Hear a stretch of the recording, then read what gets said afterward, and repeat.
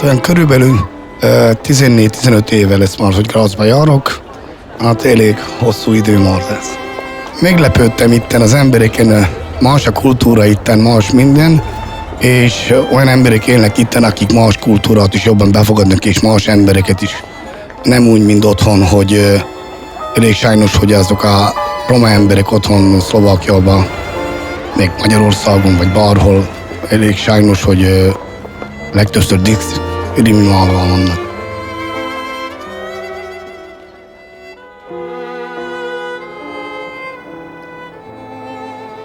Das Dorf Hostice in der südlichen Mittelslowakei hat etwa 1000 Einwohner, von denen 71% Roma, 1% Slowaken und der Rest Ungarn sind. Die Infrastruktur besteht aus einer Grundschule, einem Kindergarten, 3 Geschäften und einem Arzt. Zu Zeiten des Sozialismus florierte die dortige landwirtschaftliche Produktionsgenossenschaft, die vorwiegend Tabak anbaute und über 500 Angestellte beschäftigte. Nach der Wende wurden diese Betriebe geschlossen und die Mehrzahl der Arbeitsplätze verschwand. Dadurch sind rund 90% der Menschen ohne Arbeit.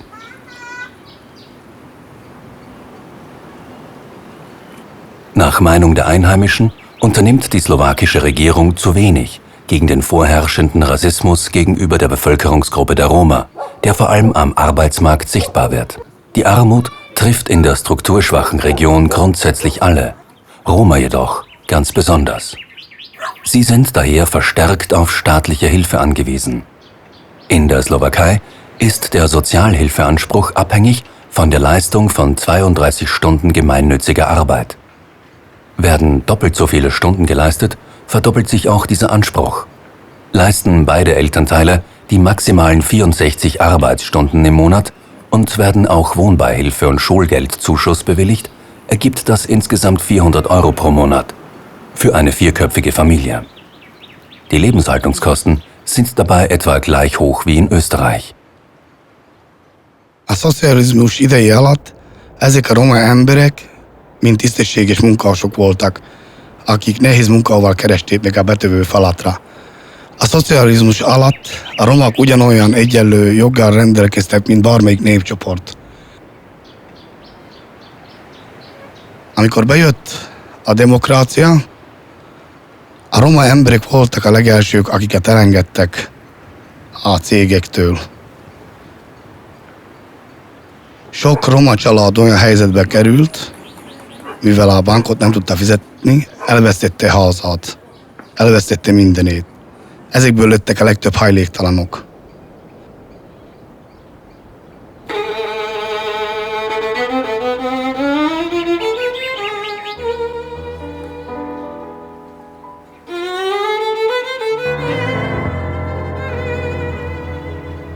Nagyon megküzdöttek az életért.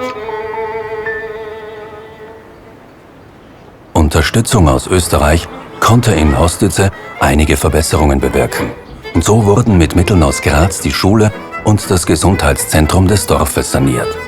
Pfarrer Pucher, bekannt als Grazer Armenpfarrer und außerdem Ehrenbürger von Hostice, verwirklichte gemeinsam mit der Winzi-Gemeinschaft in den Jahren 2006 und 2007 den Bau von Sozialwohnungen. Wer aus Hostice nach Graz kommt, findet im Winzi-Nest Unterschlupf.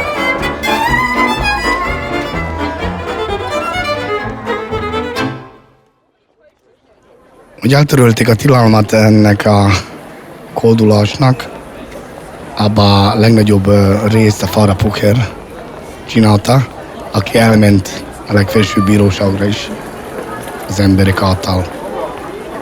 Amikor a Pfarrer Pucher ilyen protestet csinált itt a városban, Grazban, felkért sok népet, hogy menjenek a népekért el, hogy együtt tégyepeljenek az utcán. Meglepődtünk, hogy rengeteg osztrák ember elment, fiatalok, öregek, gyerekek, és együtt térdepeltek, pedig akkor aznap elég rossz idő volt. Szerintem valahol megszólalt ebbe az emberekbe, akik ott fent ülnek valahol, akik erről döntöttek, hogy ezek a szegény embereket mégis valahogy segíteni kell.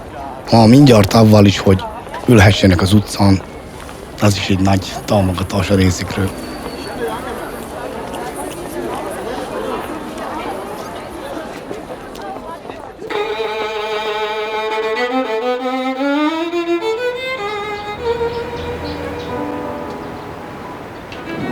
komme nach Graz, um zu betteln. Ich bettle, weil ich keine Arbeit finde. Würde ich nicht herkommen, könnte ich nicht überleben. Ich möchte, dass meine Kinder in die Schule gehen und eine Arbeit finden.